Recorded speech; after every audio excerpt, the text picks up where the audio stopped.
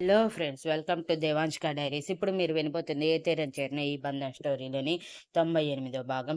ఇంతలో హారిక ఫోన్ లాక్కొని cut చేసేలోపు Vishal lift చేసి, హలో అమ్మా, ఈ టైంలో ఫోన్ చేశావేంటి అని అనుమానంగా అడిగాడు. నేనురా ఫోన్ చేసింది, అమ్మ వాళ్ళని చూడటానికి వచ్చాను.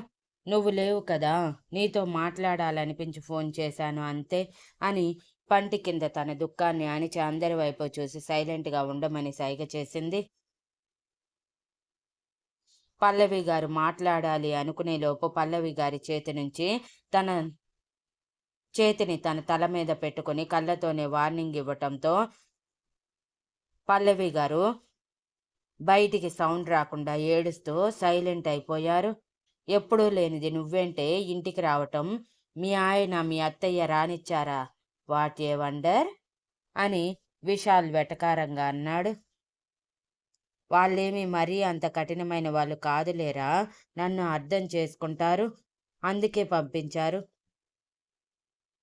ఇంతకీ ఎలా ఉన్నావు అని కష్టంగా అడిగింది. విశాల్ తన వాయిస్లో చేంజ్ని గమనిస్తూ, హారిక, నువ్వు బాగానే ఉన్నావా? ఎందుకలా మాట్లాడుతున్నావు అని అనుమానంగా అడిగాడు. నాకేంట్రా, చాలా సంతోషంగా ఉన్నాను. పైగా ఇప్పుడు విడిగా ఉంటున్నాం కదా, సంతోషమంతా నా దోసిట్లో ఉన్నట్టు ఉంది అని బాధని మనసులోనే దిగమింగి విశాల్కి తన విషయం చెప్పి తనని బాధ పెట్టడం ఇష్టం లేక మభ్యపెట్టింది హారిక. లేదే, నీ వాయిస్ వింటుంటే ఏడ్చినట్టు అనిపిస్తుంది. ఎందుకు ఏడ్చావు హారిక? మీ అత్తయ్య మీ అత్తయ్య కానీ మళ్ళీని ఏమైనా అన్నారా? నాతో చెప్పు, నేను చూసుకుంటాను అని అడిగాడు విశాల్ కోపాన్ని అదుపు చేసుకుంటూ. లేదురా, చాలా రోజుల తర్వాత అమ్మ దగ్గరికి వచ్చాను కదా, అందుకే కొంచెం ఎమోషనల్ అయ్యాను. నువ్వు ప్రతిదానికి వాళ్ళ దగ్గరికి వెళ్ళిపోకు.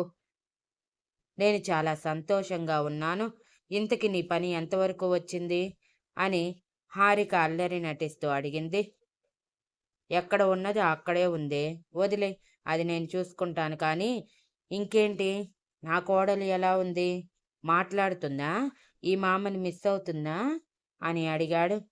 హా, ఇప్పుడిప్పుడే చిన్న చిన్న మాటలు చెప్తుంది నా బంగారు తల్లి అని 4 నిమిషాలు విశాల్తో మాట్లాడి ఫోన్ కట్ చేశాక, ఎందుకే విశాల్కి నిజాలు తెలియనివ్వలేదు? వాడికి తెలిస్తే బాగుండేది కదా అని పల్లవి గారు కోపంగా అరిచారు. తెలియకూడదని అన్నాను అమ్మా. విశాల్కి నేను చెప్పేంత వరకు నా విషయం మీలో ఎవ్వరూ చెప్పకూడదు. అలా చెప్పారంటే నేను చచ్చినంత ఒట్టే. ఈసారి నా ప్రాబ్లం నేనే ఫేస్ చెయ్యాలి అనుకుంటున్నాను.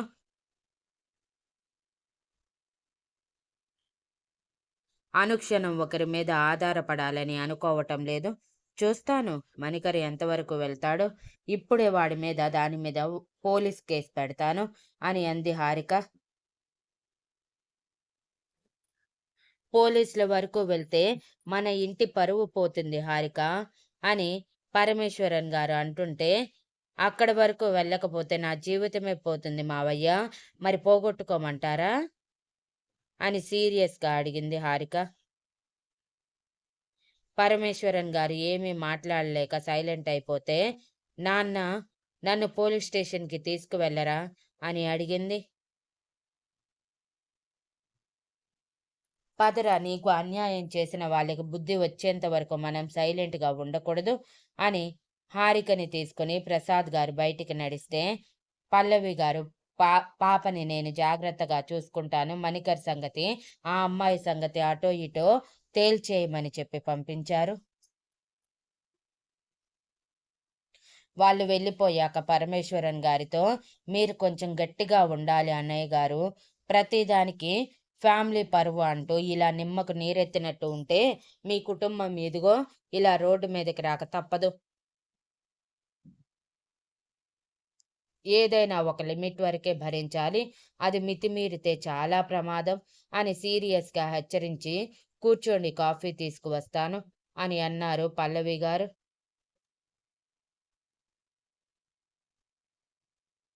వద్దమ్మా నేను వెళ్తాను అని పరమేశ్వరన్ గారు ఇంటికి బయలుదేరి మనసులో ఏదైతే జరగకూడదు అనుకున్నానో అదే జరుగుతుంది.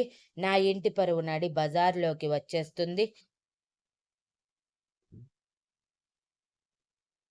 ఇప్పుడు నా చేతుల్లో ఏమీ లేదు.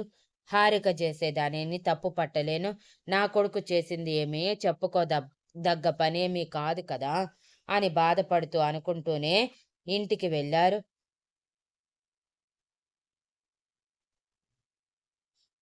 అయిపోయిందా నీ ఓదార్పు యాత్రలు అని పరిమళ గారు వెటకారంగా అడిగారు గుమ్మంలో అడుగుపెట్టిన పరమేశ్వరన్ గారిని. నాకు ఓదార్పు యాత్రలు కాదు, ఇప్పుడు నీ కొడుకుకి వాడు ఉంచుకున్న అమ్మాయికి ఓదార్పు యాత్రలు జరుగుతాయి. హారిక పోలీస్ కంప్లైంట్ ఇవ్వటానికి వెళ్ళింది. ఫేస్ చేయటానికి రెడీగా ఉండండి. మొత్తానికి ఇన్నాళ్ళు కూడగట్టుకున్న నా పరువుని నడి రోడ్డు మీదకి ఈడ్చి పాడేశారు. ఛ అని అరిచి ఆయన రూంలోకి వెళ్ళి డోర్ క్లోజ్ చేసుకుంటే పరిమళ గారు షాక్ అయ్యి మణికర్ అని అన్నారు. మణికర్ కేర్లెస్గా పరిమళ గారి వైపు చూసి, అది నన్నేమీ చేయలేదులే, వదిలేయమ్మా అని అంటుంటే మోక్ష మాత్రం టెన్షన్గా, అలా ఎలా వదిలేస్తావు మణికర్? ఇప్పుడు పోలీస్ కంప్లైంట్కి వెళ్ళిందంటే మన జీవితం పెద్ద రచ్చ అవుతుంది.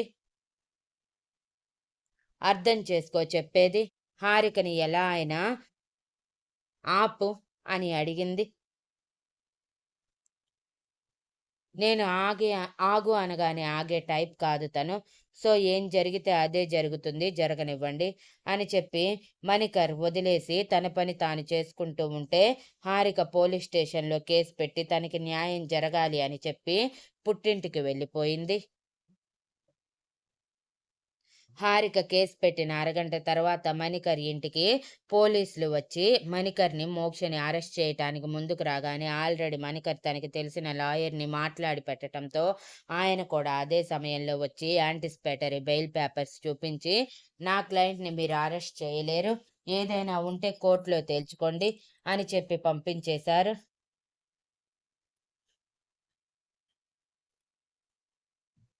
అదంతా చూస్తూ ఉన్న పరమేశ్వరన్ గారికి మణికర్, పరిమళ గారు, మోక్ష ముగ్గురు ఎంతకైనా తెగిస్తారని అర్థమై హారిక యశస్విల జీవితం ఏమవుతుందో అని దిగులు పట్టుకుంది.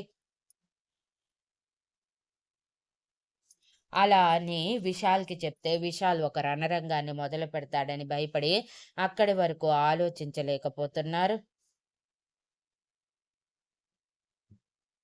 ఎలాగైనా తన కొడుకుకి బుద్ధి చెప్పి హారికతో సవ్యంగా కాపురం చేసేలా చేయాలని మనసులో అనుకున్నారు. కానీ అది జరగదని తెలుసుకోలేకపోయారు. హారికకి మణికర్ చేసింది తెలిసి ఇంకొంచెం కోపం, బాధతో రగిలిపోయింది. కోర్టులోనే తేల్చుకోవాలని ఫిక్స్ అయ్యింది. ఈలోపు లాయర్తో మాట్లాడిన మణికర్ హారికని ఏ విధంగా డివోర్స్ ఇవ్వాలని మొత్తం డిస్కస్ చేసి ఆ ప్రాసెస్ అంతా పూర్తి చేసి తర్వాత రోజే హారికకి డివోర్స్ చేరేలా చేశాడు. అది తెలుసుకున్న పరమేశ్వరన్ గారు మణికర్ చెంప మీద గట్టిగా కొట్టి, జీవితాన్ని నాశనం చేసుకుంటున్నావా మణికర్? చక్కగా ఈ అమ్మాయిని వదిలేసి నీ భార్యతో సవ్యంగా కాపురం చేసుకోరా, నీ జీవితం బాగుపడుతుంది. నీ తండ్రిగా చెప్తున్నాను, ఇంతవరకు నిన్నేమీ అడగలేదు మణికర్, ఈ ఒక్కసారి అడుగుతున్నా, నా పరువు పోగొట్టకురా అని బ్రతిమలాడారు. మీరు ఎన్నైనా చెప్పండి నాన్న, నాకు హారిక అంటే ఇష్టం లేదు, తను నాకు అవసరం లేదు. మోక్షని పెళ్లి చేసుకుంటాను, చేసుకొని తీరుతాను. అలాగే యశస్వి కూడా మన దగ్గరే ఉంటుంది, మనతో పాటే పెరుగుతుంది. ఇకపై తనకి తల్లి హారిక కాదు, మోక్ష అని అన్నాడు. ఆలోపు పరిమళ గారి మోక్షతో మొత్తం మాట్లాడి తన ఆస్తి డీటెయిల్స్ అన్నీ తెలుసుకొని తన కోడలిగా అడుగు పెట్టాక ఆస్తి మొత్తం పరిమళ గారి చేతిలో పెట్టాలని మోక్షని అడిగారు.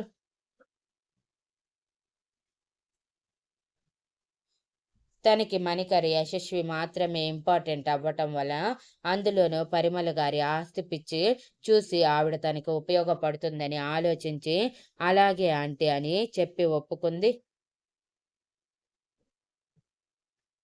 మోక్ష సంతోషంగా. అన్నీ సవ్యంగా ఉన్నా ఒక టెన్షన్ మాత్రం ఉంది మణికర్కి. విశాల్కి నిజం తెలిసాక తను ఏం చేస్తాడు అని. మరోవైపు హారిక డివోర్స్ మీద సైన్ చేస్తుందా లేదా అని భయం పట్టుకుంది.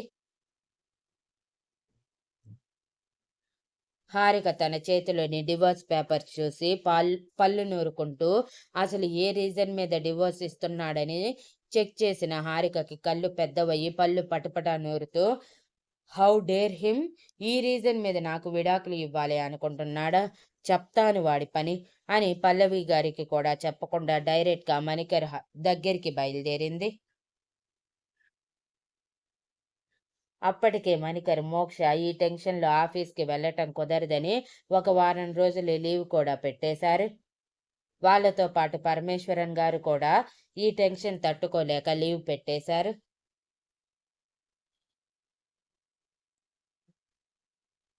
మణికర్ చేసిన పని తన ఆఫీస్లో తెలిసి అందరూ నానా రకాలుగా మాట్లాడుకుంటూ ఉంటే మోక్ష గురించి అంతకంటే ఎక్కువగా మాట్లాడుకుంటున్నారు. మణికర్ గురించి, హారిక గురించి ముందుగానే తెలిసిన ప్రతి ఒక్క వ్యక్తి. హారిక మణికర్ ఇంటికి చేరి గుమ్మం లోపల అడుగు పెట్టకుండా, మణికర్ బయటికి రా అని అరిచింది.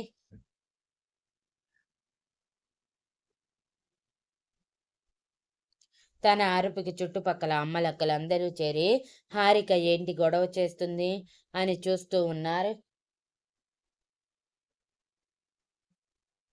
అప్పటికే 2-3 రోజుల నుంచి పరిమళ గారి ఇంటిలో గొడవలు జరగటం, పోలీసులు రావటం చూసి వాళ్ళకి తెలియకుండా ఏదో జరుగుతుందని అనుకున్న చుట్టుపక్కల వాళ్ళకి అసలు ఏం జరుగుతుందో తెలియక తెలుసుకోవాలన్న క్యూరియస్తో గోడల దగ్గర నిలబడి చూస్తూ ఉన్నారు.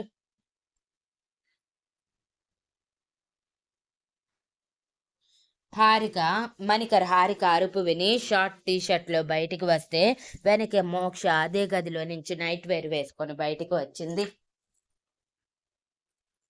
వాళ్ళిద్దరిని అలా చూసి హారిక గుండె బద్దలైపోయినట్టు అనిపిస్తూ, తాను సంసారం చేసిన గదిలో ఇప్పుడు మోక్షతో మణికర్ ఉంటున్నాడన్న ఊహ కూడా భరించలేకపోతుంది హారిక. మణికర్ హారికని చూసి ఏంటి నీ గోల అని అడిగాడు సోఫాలో కూర్చుంటూ. మణికర్ పక్కనే మోక్ష కూర్చొని హారిక వైపే టెన్షన్గా చూస్తూ ఉంది. తన చేతిలో పేపర్స్ చూసి డివోర్స్ తనకి చేరాయని అర్థం చేసుకొని,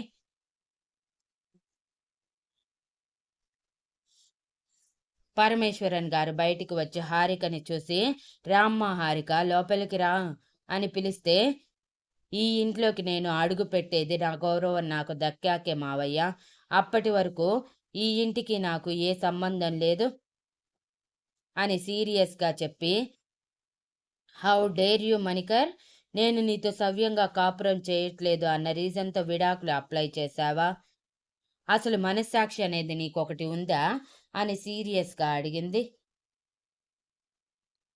తను చెప్పిన రీజన్ విన్న పరిమళ గారు, పరమేశ్వరన్ గారు షాక్ అయ్యి చూస్తూ ఉంటే మోక్ష మణికర్ చేతిని గట్టిగా పట్టుకొని టెన్షన్గా చూస్తూ ఉంది. మణికర్ మాత్రం రెక్లెస్గా హారిక వైపు చూస్తూ ఉన్నాడు. Thank you for listening and please like, share, comment and subscribe.